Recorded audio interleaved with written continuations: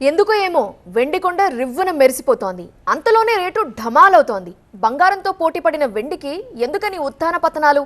వినియోగపరంగా ఎంతో డిమాండ్ ఉన్నా సరే మార్కెట్లో సిల్వర్ రన్ డీలా పడిపోవడానికి కారణాలేంటి? బంగారంతో ధీటుగా నిన్న మొన్నటిదాకా వెండి ధరలకు రెక్కలొచ్చాయి. కానీ వెండి వెలుగుల దూకుడుకు కళ్ళెం పడింది. పెరుగుట విరుగుట కొరకే అన్నట్టు మళ్లీ భారీగా పడిపోయాయి. కేజీ వెండి రేటు ఒక్కరోజులోనే 21,500 రూపాయలు తగ్గింది. ప్రస్తుతం కిలో వెండి ధర 2,33,120కి చేరింది. అటు స్టాక్ మార్కెట్లో కేజీ వెండి 2.5 లక్షల నుంచి 2,39,000కు దిగొచ్చింది. అనూహ్యంగా 20,000 పెరిగిన వెండి ధర ఆ వెంటనే ఒక్క రోజులోనే 21,000కు ఢమాలైంది. అలా పెరగడం ఇలా తగ్గడం ఏంటనేది ఓ అయోమయంగా మారింది. అయితే మార్కెట్లో మళ్లీ సిల్వర్ షైన్ కావడం ఖాయమంటున్నారు నిపుణులు. రేటు గట్టిగా ఉన్నప్పుడే ప్రాఫిట్ గా మలుచుకోవాలని ఇన్వెస్టర్లు విక్రయాల బాట పట్టారు. తత్ఫలితం ప్రాఫిట్ బుకింగ్స్, విక్రయాల ఒత్తిళ్లు వెరిసి వెండి ధర డౌన్ ఫాల్ కు దారితీసింది.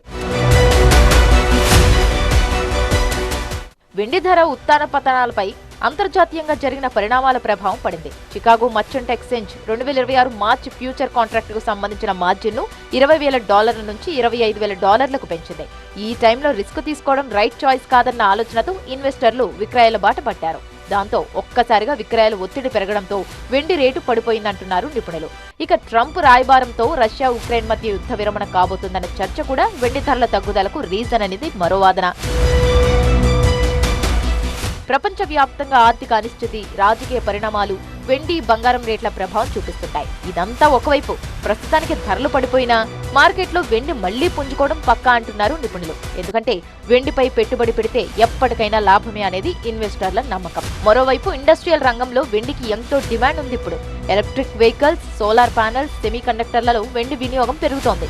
ఇప్పుడు ధర తగ్గినా మళ్లీ మార్కెట్ వెండి మెరుపులు, ధరల దగదగలు పెరగడం పక్కా అంటున్నారు నిపుణులు.